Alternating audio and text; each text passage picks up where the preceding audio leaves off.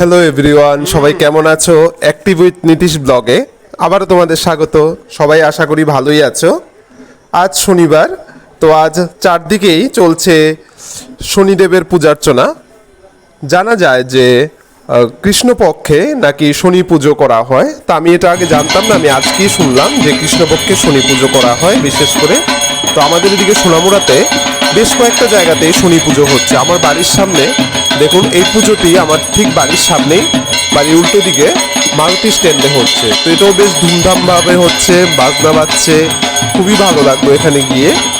তো শনিদেব সবাই সবার মঙ্গল করুক, এটাই চাইবো।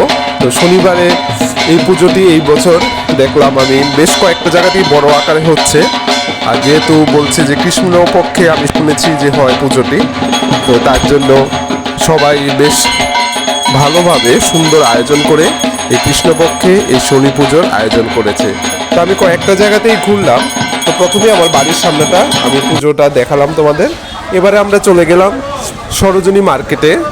এটা আমাদের সোনামুড়া বাজারে অফিস রোডে পড়ে। তো ওইখানে সরোজিনী মার্কেটের ঠিক সামনেই ওইখানেও রেগুলার প্রত্যেক শনিবারে শনি পুজো হয়। তো এবার বার্ষিক শনি পুজো হচ্ছে।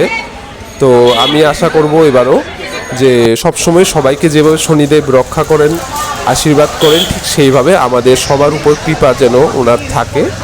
আর শনিবার দিন শনি পুজো হচ্ছে শুধু এতটুকুই নয়, তা আমরা চাইবো যে সবসময় যেন শনিদেবের প্রতি আমাদের ভালোবাসা, সম্মান, শ্রদ্ধা সব কিছুই থাকে। আর মানুষের বাড়ি ঘরেও আমি লক্ষ্য করলাম অনেকেরই বাড়ি ঘরে শনি পুজোর বেশ আয়োজন করা হয়েছে। শুধু যে বাইরে হচ্ছে তা না, মানুষের বাড়ি ঘরেও কিন্তু আয়োজন করা হয়েছে বড়সড় আকারেই শনি পুজোর।